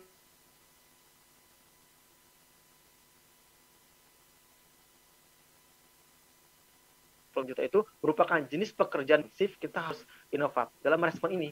Contoh misalnya begini, karena mungkin 10 tahun sebelumnya ketika belum ada namanya pekerjaan YouTuber, itu masih bingung ngapain sih joget-joget atau ngomong depan kamera. Bahkan sekarang isi televisi bagi anak-anak milenial itu akan mulai bergeser. Anak-anak lebih senang nonton YouTube dibandingkan nonton televisi. Mungkin Bapak Ibu semua kali nonton televisi ketika ada Piala Dunia aja kemarin. Tapi sekarang juga lebih sering memantau YouTube ataupun media sosialnya. Bayangkan dari satu orang YouTuber itu mampu mempekerjakan mungkin lebih dari 10 orang. Mulai dari penulis skrip, kameramen, terus konten kreatornya, materinya, dan segala macam. Dari satu YouTuber itu bisa mengangkat banyak orang. Bapak Ibu yang terkenal, Rans Entertainment, Raffi Ahmad, Nagita Slavina Entertainment itu mempekerjakan banyak sekali. Bahkan mereka menjadi salah satu pionir dari perusahaan entertainment di luar pertelevisian. Dan sekarang pun trennya untuk di kota-kota besar itu sudah mulai menurun orang yang menonton televisi, lebih cenderung kepada menonton media sosial atau internet melalui gadget masing-masing.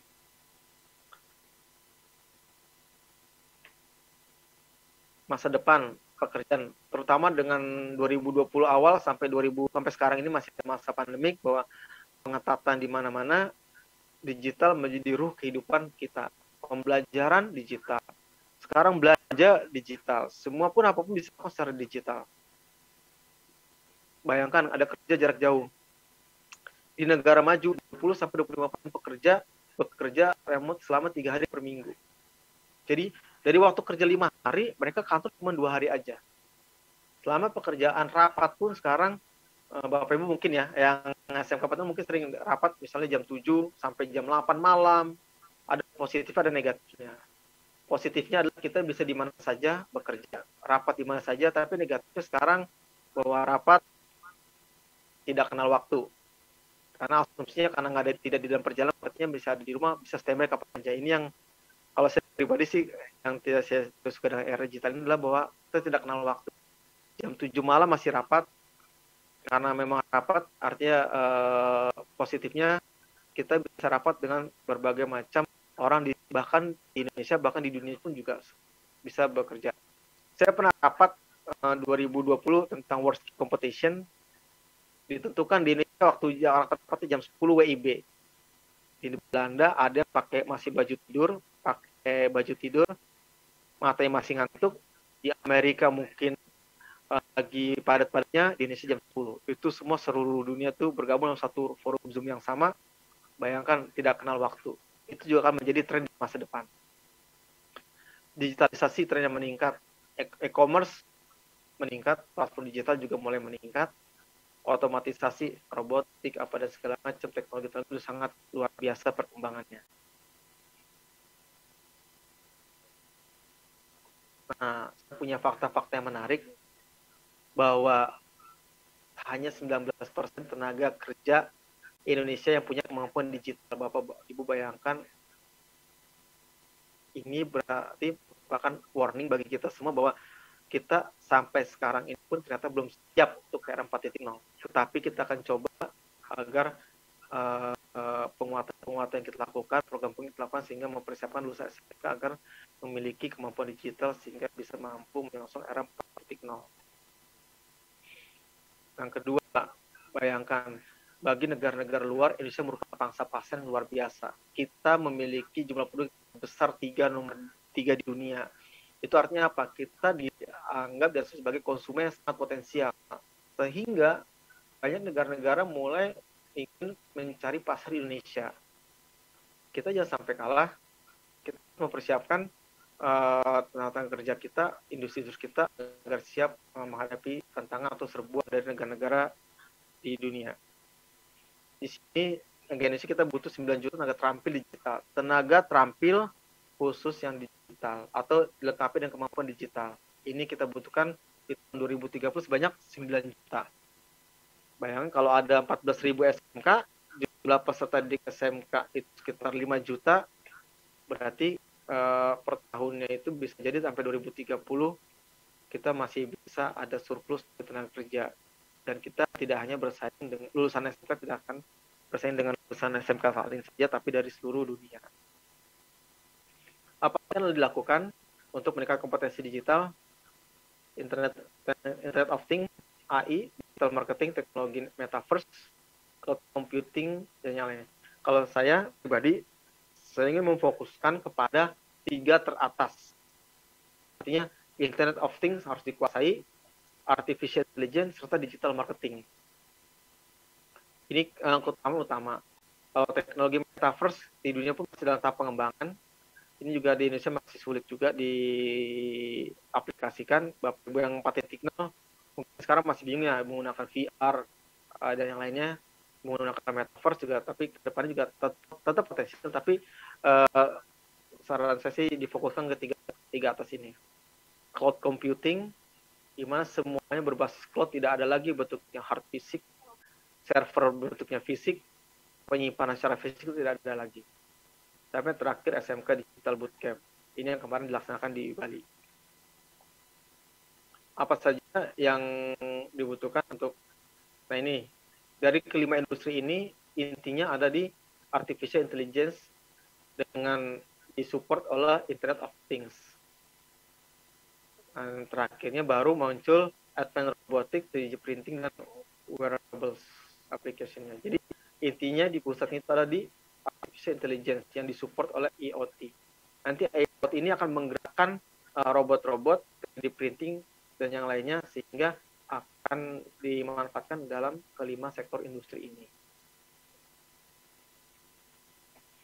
Bapak Ibu, ada kabar baik bahwa ternyata sekarang lulusan SMK sudah mulai banyak sukses di dunia, di industri digital.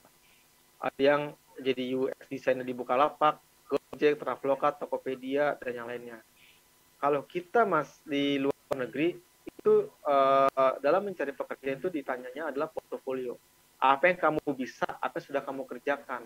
Memang Indonesia masih cukup jauh sepertinya, di mana ketika penerimaan pekerjaan di kita itu masih fokusnya ijazah kamu apa, jurusan kamu apa. Tapi di kedepannya, di industri global, bahwa ditanya apa kamu bisa. Saya sempat pernah ngobrol dengan pakar IT Indonesia, Pak Onowe Purbo, dia pernah cerita ke saya.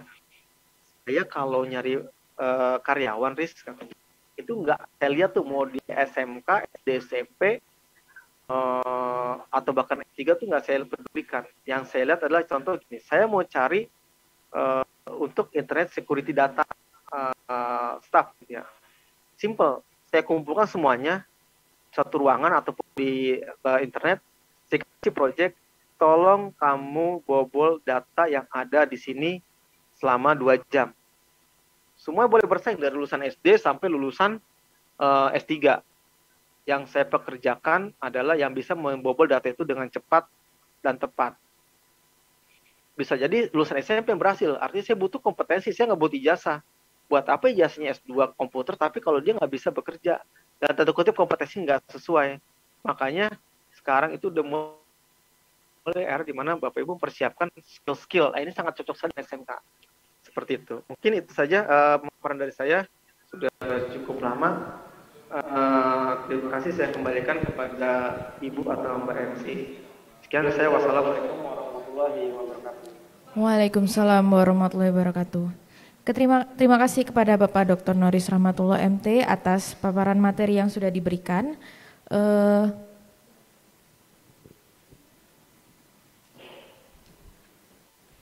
Paparan materi tersebut juga sekaligus memberikan gambaran kepada kita semua, terutama Bapak Ibu peserta pada siang hari ini, bahwa kegiatan pengembangan SMK 4.0 adalah terdiri dari beberapa hal yang sudah disampaikan oleh Bapak Noris tadi. Dan kegiatan tersebut juga sudah dilaksanakan oleh SMK Negeri 6 Malang, bahkan sampai untuk kegiatan yang terakhir tadi yaitu bootcamp. Acara yang terakhir yaitu sesi tanya jawab bersama Bapak Dr. Noris. Kepada Bapak Ibu peserta, kami persilahkan untuk bertanya mungkin terkait kegiatan SMK 4.0 maupun hal-hal lain yang mungkin ingin diketahui. Monggo kepada Bapak Ibu, apakah ada yang ingin bertanya?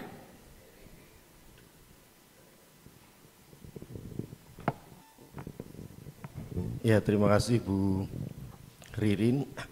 Yang kami hormati Bapak Dr. Noris, seperti yang Bapak sampaikan tadi, terutama tentang 8+I di link and match pada SMK, ya, di situ ada 8 hal yang jadi keunggulan SMK saat ini. Namun yang masih menjadi pertanyaan bagi saya, jadi yang setelah yang pertama adalah tentang kurikulum yang disusun yang bersama, yang kedua itu tentang pembelajaran berbasis project real dari dunia kerja. Kalau kita sebagai guru di sini kan biasanya memakai PJBL, Project Based Learning, di mana Project Based Learning ini kita memerdekakan anak-anak asalkan project yang dipakai itu, yang ditugaskan pada kita itu jadi gitu. Misalkan karena saya guru konstruksi dan properti ya, kemudian saya mengajar konstruksi jalan dan jembatan. Kalau misalkan anak-anak mau membuat miniatur jalan gitu misalkan, jadi ada anak yang bertugas membuat begisting kayunya, ada anak yang membuat kabelnya, ada anak yang membuat kolom strukturnya, ada anak yang bertugas presentasi, lalu ada anak yang bertugas membuat PPT-nya. Kemudian dirangkai dari seluruh tugasnya itu menjadi sebuah proyek yang bisa dinikmati. Itu biasanya yang kami buat. Namun pada 8+I berikutnya yang ke-5 itu kan kita diharuskan untuk mensertifikasi kompetensi, di mana sertifikasi kompetensi ini standarnya sudah ditentukan oleh DUDI. Jadi yang menjadi kontradiksi di sini di PJBL kita membebaskan, memerdekakan anak-anak dengan apa yang mereka mampu, tapi di sisi sertifikasi kompetensi kemampuannya harus sama. Kalau misalkan harus bisa membuat jembatan ya semuanya harus bisa gitu. Nah ini mohon bisa dijelaskan agar tidak terjadi pemahaman itu ya antara PJBL yang kita laksanakan yang memerdekakan siswa, tapi ketika di industri harus sertifikasi yang berstandar yang disamakan karena masing-masing DUDI sudah memiliki standar, juga dari BNSP sendiri, Badan Nasional Sertifikasi Profesi juga memiliki standar yang sama yang harus dimiliki oleh siswa. Ya mohon bisa dijelaskan oleh Bapak Dr. Noris. Terima kasih. Baik Pak, langsung saya jawab ya. Bapak Ibu terkait PJBL yang tadi dijelaskan itu kan memang sebenarnya itu adalah pembelajaran berbasis proyek, di mana Bapak Ibu merancang dari awal pembelajaran apa dibutuhkan untuk membuat suatu produk dari hasil pembelajaran. Sedangkan tadi pembelajaran berbasis proyek real dari dunia kerja itu kalau saya menggambarkan contoh gini, yang paling simpel gini,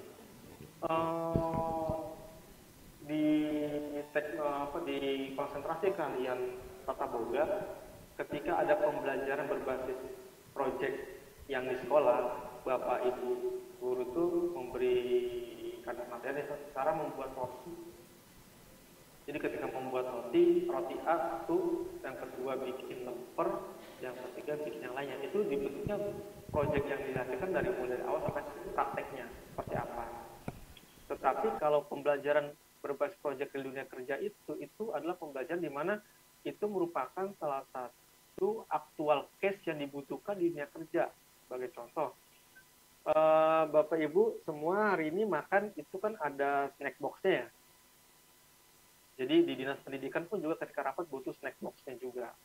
Ketika di pembelajaran berbasis proyek di sekolah itu tema yang ditentukan oleh sekolah, di dunia kerja itu kan tidak sesuai dengan apa yang kita pelajari, apa yang dibutuhkan, tapi sesuai dengan kebutuhan dari konsumen. Itu menjadi proyek dari Bapak Ibu semua ketika ada pesanan, misalnya dalam kutip, saya pengen hari ini buat besok rapat itu 1 buah lemper, roti keju, dan risol misalnya. Itu akan dikerjakan anak sebagai pembelajaran, sehingga benar-benar ada actual case, actual project dari dunia kerja. Seperti itu. Memang kadang ini menjadi agak sedikit tricky ya, agak baik memahami apa bedanya antara pembelajaran berbasis proyek dan pembelajaran berbasis proyek di dunia kerja. Nah, fokusnya adalah karena ada kebutuhan dari dunia kerja. Beberapa sekolah juga pernah yang sudah melakukan hal tersebut. Contoh misalnya ketika ada mesin pemanfaatan mesin bubut, CNC segala macam, memprojeknya itu lebih cenderung kepada pembelajaran berbasis proyek real itu, sehingga bisa dimanfaatkan produknya itu untuk kebutuhan dunia kerja. Ini sebenarnya fungsi dari teaching factory tersebut, Bapak Ibu, sehingga benar-benar bisa memanfaatkan kalau di SMK Bulutin juga bisa menjadi tambahan pemasukan income dari sekolah. Nah, terkait dengan sertifikasi, pandangan saya bahwa pentingnya kerjasama antara dunia kerja itu dari awal sampai akhir itu fungsinya di sini, Pak. Jadi ketika kebutuhan skill apa yang dibutuhkan di dunia kerja itu harusnya sudah selaras dengan apa yang akan diajarkan. Dan idealnya memang ketika dunia kerjanya udah komplit kerja sama 8+ itu udah masuk muncul juga seperti sertifikasi, dan memang standar acuan pakai secara nasional adalah BNSP kan. Tapi tidak tertutup kemungkinan ada sertifikat kompetensi juga yang cukup diakui di luar BNSP seperti pada teknologi jaringan Cisco atau mungkin sertifikat kompetensi maintenance mobil dari Astra, Honda, Suzuki atau Yamaha atau yang lainnya. Seperti itu, Pak. Atau ada yang tadi yang saya belum terjawab? Sudah cukup? Bagaimana, Pak? Sudah cukup? Sudah cukup, Pak Noris, untuk pertanyaan dari Pak Wigonggo. Mungkin dari Bapak Ibu yang lainnya, apakah ada yang ingin ditanyakan?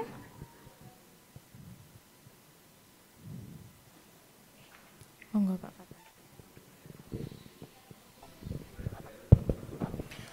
Bismillahirrahmanirrahim. Assalamualaikum warahmatullahi wabarakatuh.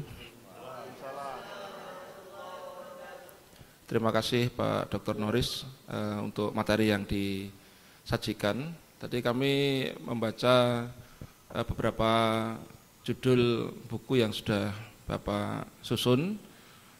Di antaranya ada panduan-panduan PKL dalam dan luar negeri, termasuk panduan PKL di kurikulum Merdeka. Mohon izin Pak, dalam kesempatan kali ini barangkali bisa dijelaskan mengenai PKL dalam kurikulum terbaru ini sebenarnya harus bagaimana? Pelibatan dunia industrinya, tempatnya di mana, dan bentuk-bentuk proyeknya. Demikian Pak Noris, terima kasih. Assalamualaikum warahmatullahi wabarakatuh. Waalaikumsalam warahmatullahi wabarakatuh. Terima kasih. Ini terkait dengan produk yang dalam luar negeri itu kan, halo, tes, ya. Baik Pak, terkait dengan produk ini Pak, yang sebenarnya yang dua terakhir itu, coba saya share screen lagi. Yang dua terakhir ini tuh kita hanya tinggal menunggu pengesahan dari Dirjen Vokasi Pak. Jadi karena SMK ini pakai kurikulum Merdeka ya kan? Atau kurikulum K13 masih? Masih 13 Pak, tapi sudah melangkah untuk menuju ke Merdeka Belajar. Kalau untuk panduan PKL, Bapak bisa menggunakan panduan PKL dalam negeri dan luar negeri ketika masih pakai K13. Tapi tidak masalah juga kalau Bapak yang pengen tahu tentang PKL dalam implementasi kurikulum Merdeka. Seperti saya mau buka file yang lain.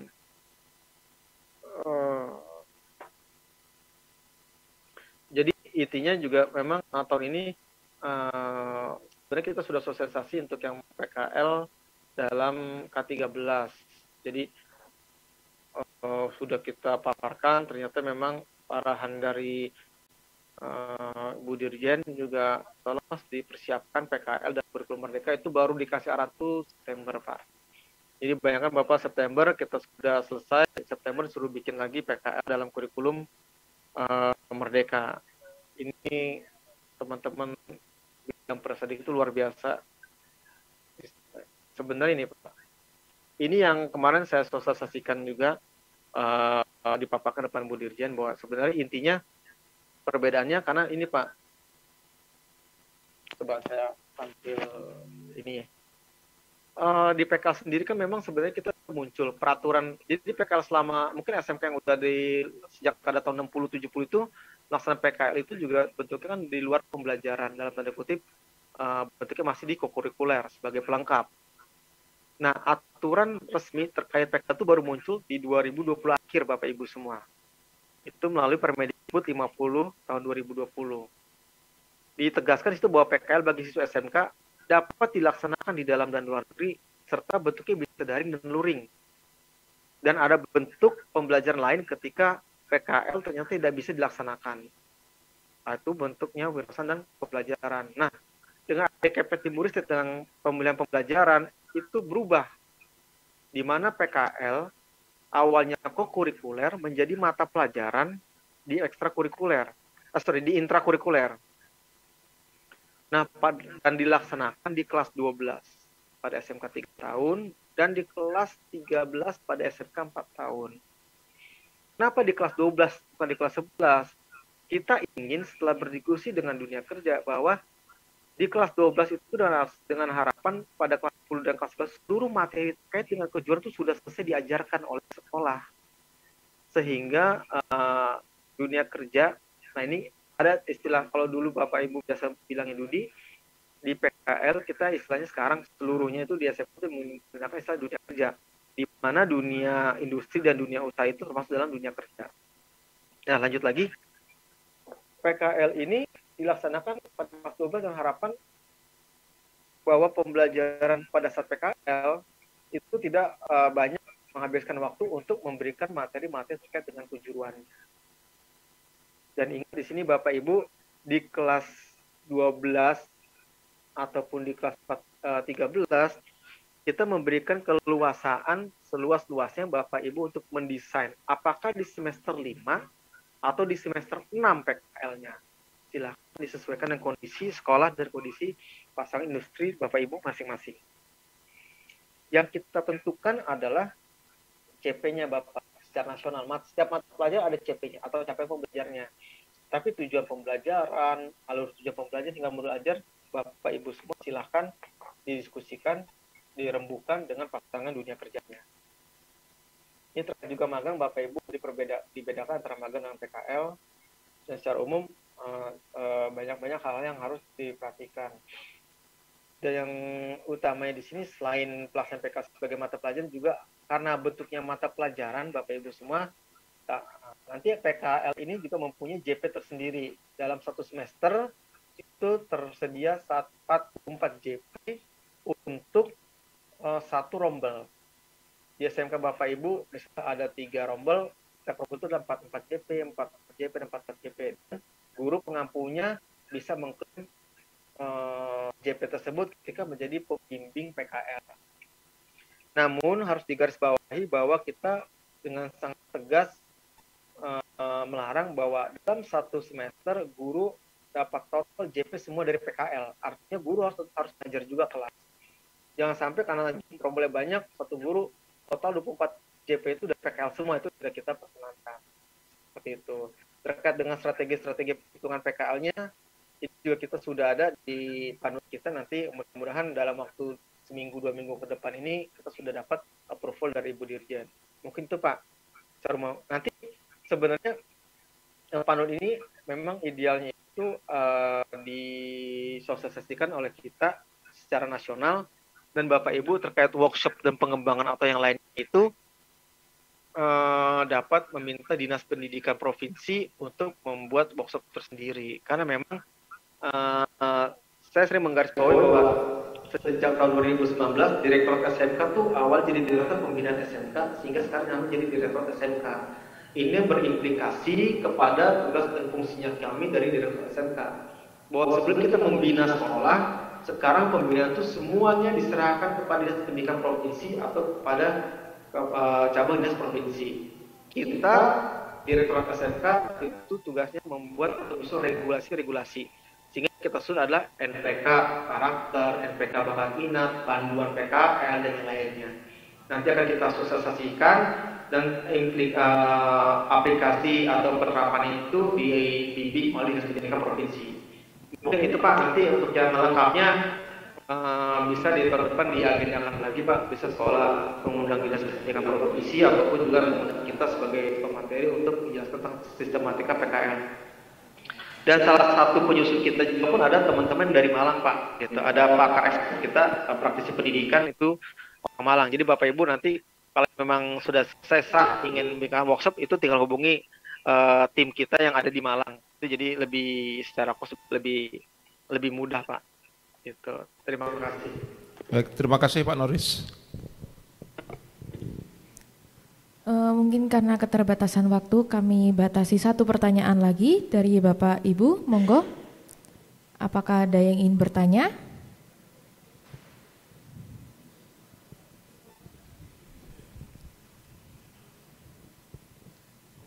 Baiklah, mungkin cukup 2 pertanyaan untuk kegiatan hari ini.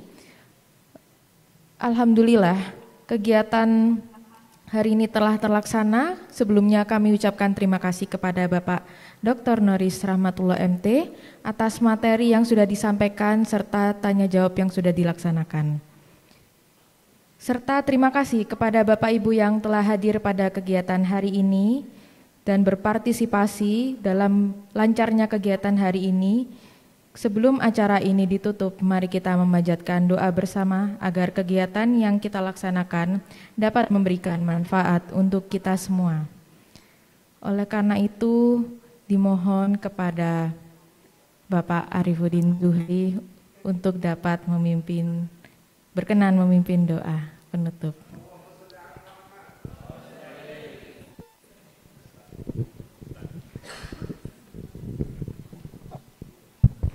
Assalamualaikum warahmatullahi wabarakatuh. Marilah kita tutup acara pada siang hari ini adalah sosialisasi program pengembangan SMK berbasis revolusi 4.0. Mudah-mudahan apa yang kita jalankan hari ini mendapatkan barokah dari Allah SWT dan bermanfaat bagi kita semua dan anak-anak didik kita. Ala dinya sholih al-Fatihah. A'udzubillahi minasyaitonir rajim. Iya, Allahumma sholli ala sayyidina Muhammad wa ala ali sayyidina Muhammad. Alhamdulillahi rabbil alamin, hamdan na'imin, hamdan syakirin, hamdan yuafi ni'am yukafi majidah. Ya Rabbana lakal hamdu kama yanbaghi li jalali wa azimi sultanik. Rabbana ighfir lana wa li ikhwana alladziina sabaquna bil iman wa la taj'al fi qulubina ghillan lil ladziina amanu rabbana innaka ra'ufur rahim. Rabbana la tuzigh qulubana ba'da idh hadaitana wa hab lana min ladunka rahmatan innaka antal wahhab. Rabbana zalamna anfusana wa lam taghfir lana wa tarhamna lanakunanna minal khasirin. Rabbana atina fid dunya hasanah wa fil akhirati hasanah wa qina adzabannar wa qina adzabannar. Subhana rabbika rabbil izzati amma yasifun wa salamun alal mursalin walhamdulillahi rabbil alamin bi barakatil Fatihah. Assalamualaikum warahmatullahi wabarakatuh. Terima kasih kepada Bapak Arifuddin Zuhri yang berkenan untuk memimpin doa penutup. Saya selaku perwakilan dari panitia acara mengucapkan terima kasih banyak dan mohon maaf apabila ada kesalahan kata maupun perbuatan baik yang disengaja maupun tidak disengaja.